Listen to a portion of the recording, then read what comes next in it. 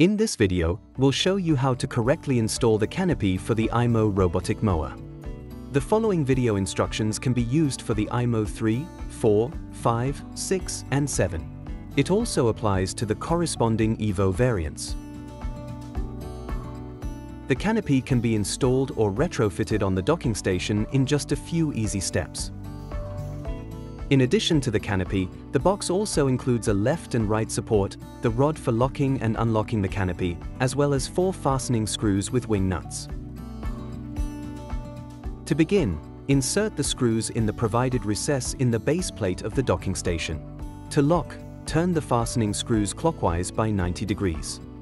Now place the support on the base plate and ensure that it audibly snaps into place. Then put the wing nuts onto the fastening screw and turn them tight.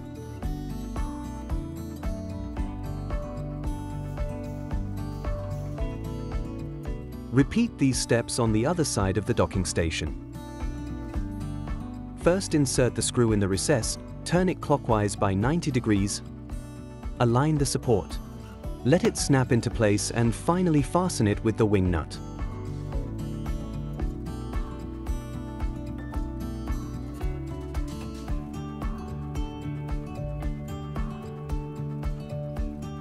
Now insert the canopy lock-unlock rod correctly and push it into the locking latches.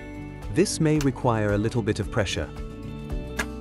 Fold both arms of the support units up and press the canopy vertically down until the fingers on the underside of the canopy audibly snap into place. By pressing the side rod, you can now open the canopy.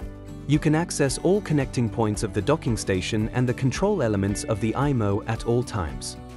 Now, fully installed, the canopy protects your iMOW robotic mower against dirt, rain, and heat.